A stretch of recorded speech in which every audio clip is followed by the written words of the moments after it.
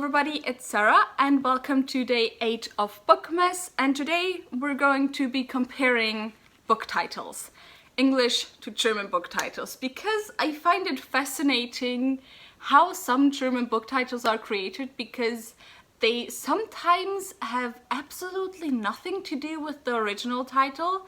Sometimes I kind of get where it's coming from, because sometimes it has something to do at least with like what's in the book and the contents of the book, but sometimes there's just like, I don't know where they got the title from. And so I thought it might be funny to compare these titles and to show you the titles aren't always literally translated into other languages.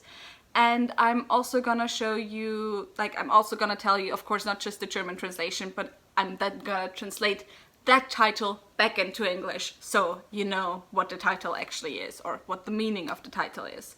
So yeah, that's what we're gonna do today. Because of that, I asked Twitter to give me some fantasy book titles, and I chose some of those book titles, mostly books that I already own.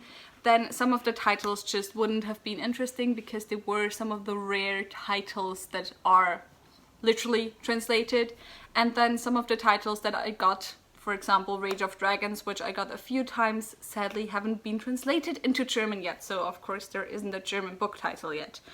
But yeah, so let's talk about that, I guess. Let's talk about book titles, and let's start with one that I chose myself to talk about, because I do have a few of those in here as well, and that is The Black Jewels. This was also the thumbnail because this is probably the only series I still have on my shelves where I still kept my original German copies. Of most other series that I first read in German, I actually got rid of my German copies. But anyway, The Black Jewels. The series translation in this case is literally because the Black Jewels were translated to Die Schwarzen Juwelen, which means the Black Jewels. But things look a bit different when it comes to the actual book titles, because Daughter of the Blood, book 1, has been translated to Dunkelheit, which just means darkness, because that's an interesting title, you know. Which, funnily enough, kind of corresponds to the third title in English, which is Queen of the Darkness, but the third title in German is Schatten, which means shadows, which then again corresponds kind of to the second book in the series, Heir to the Shadows. But the second book is called, by the way, I don't have the second book anymore because I lent it to a friend and never got it back, but the second book is called Dämmerung, so Twilight. But yeah, whoever translated these just put in no effort whatsoever at all.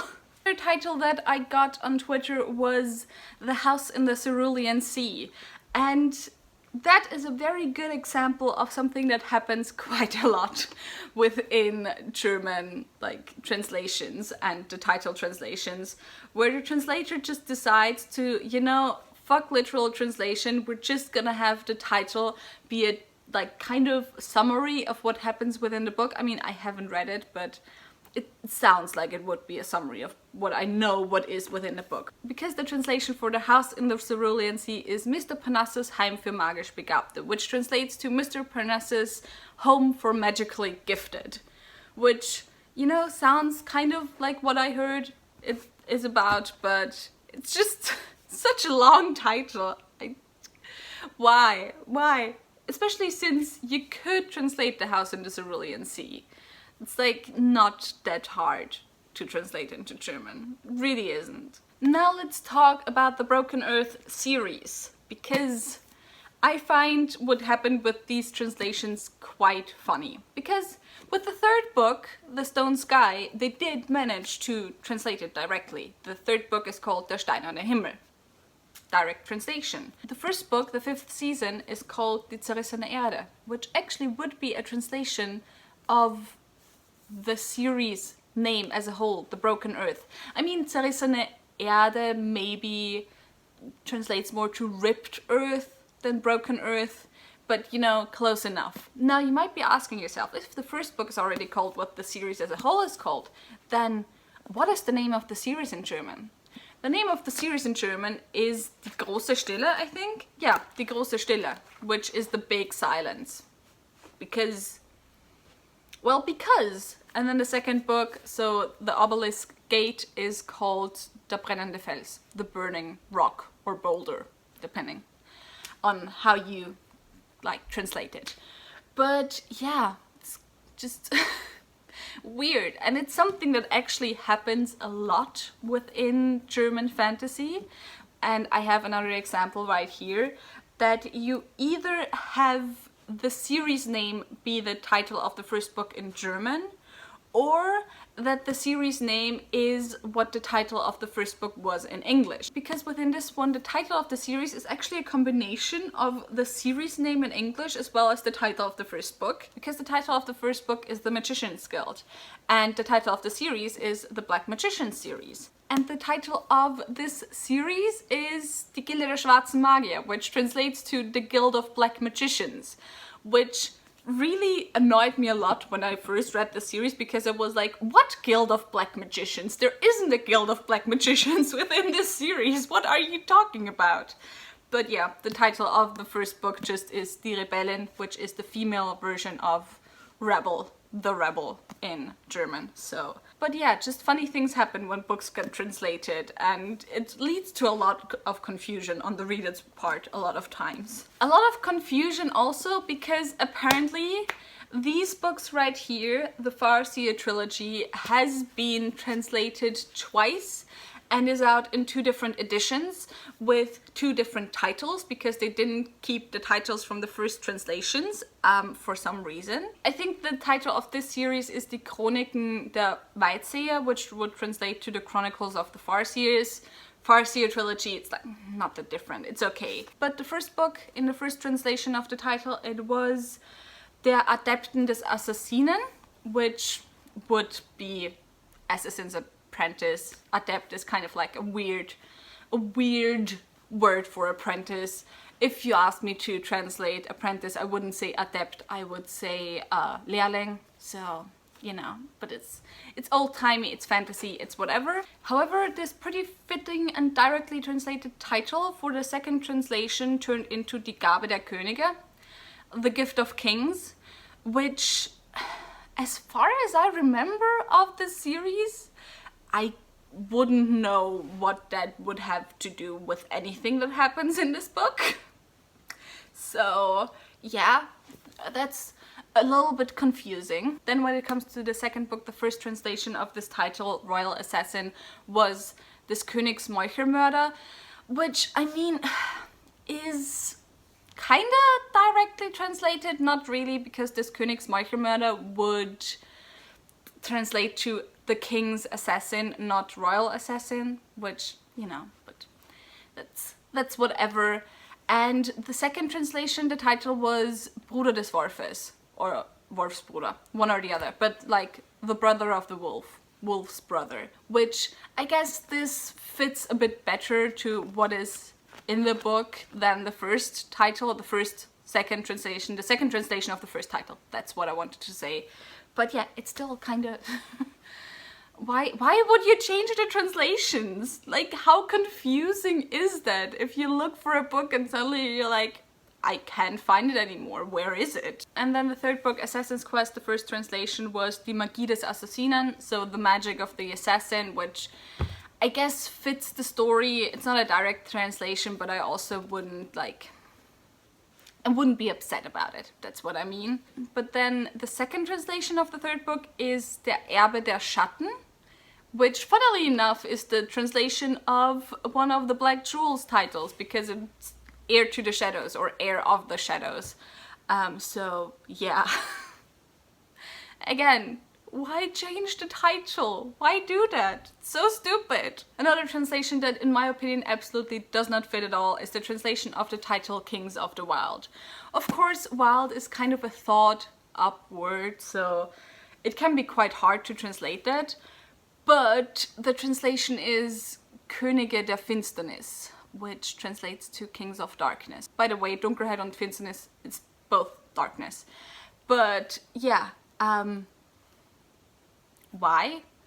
It sounds like this really dark, gritty fantasy if you call it Kings of Darkness, but this is quite lighthearted. There's a few emotional moments, but overall it's quite lighthearted.